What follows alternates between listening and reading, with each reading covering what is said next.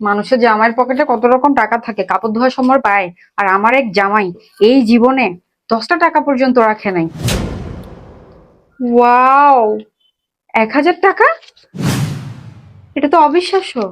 ভুল করে রেখে দিল নাকি? যেমন তা হোক, আমি তো পেয়েই গেলাম।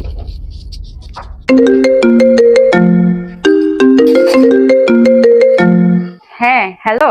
টাকা পাঠিয়েছি যে, পেয়েছো? হ্যাঁ হ্যাঁ, টাকা হাতে পেয়েছি। আচ্ছা, ঠিক আছে। ভাইয়া কল দিল। হ্যাঁ, হ্যালো ভাইয়া। তোর ভাবির কাছে টাকা পাঠিয়েছি, তুই আর মা মিলে ভাবির টাকা কাছ থেকে গিয়ে নিয়ে আসিস। ও আচ্ছা আচ্ছা ভাইয়া, কত টাকা নিব? 500 টাকা করে নিস। আচ্ছা ঠিক আছে, আমি ভাবির কাছ থেকে নিয়ে নিচ্ছি তাহলে। তুমি আর কত মিথ্যা কথা বলবো বলো তো? তুমি যে বলো ভাইয়া টাকা দেয় না 6 মাস ধরে। হ্যাঁ, যেটা সত্য সেটাই আমি তোকে বলেছি। আমার ছেলে তো আমাকে 6 মাস ধরে কোনো টাকা পয়সাই দেয় নাই। তোর কি মনে হয় যে আমি আমার ছেলের নামে মিথ্যা অপবাদ দিচ্ছি? আচ্ছা যাও, ভাইয়া টাকা দিয়েছে, নিয়ে আসো। তুই কিভাবে বুঝলি যে বউকে টাকা দিল?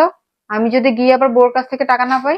ভাইয়া আমাকে কল দিল, মাত্র কল দিয়েই বললো যে তোর ভাবিকে টাকা দিয়েছি, তুই আর মা গিয়ে নিয়ে আয়। আসো। আচ্ছা চল দেখি। বৌমা, ছেলে নাকি টাকা পাঠাইছে, দেখি দাও তো।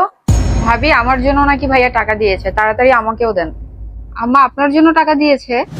তোমার জন্য দিয়েছে? এটাই বললো।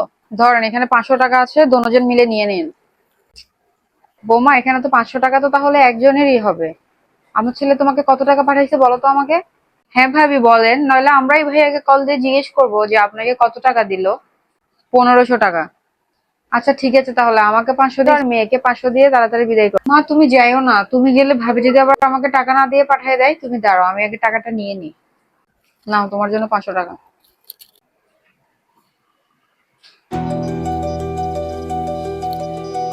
টাকা দিয়েই মাত্র তুমি তোমার মা বোনকে কল দিয়ে দিয়েছো টাকা নেওয়ার জন্য। তাহলে টাকা দিয়ে আর কি লাভ আমাকে? নাম তো হচ্ছে যে আমার, যে আমাকে টাকা দিচ্ছ।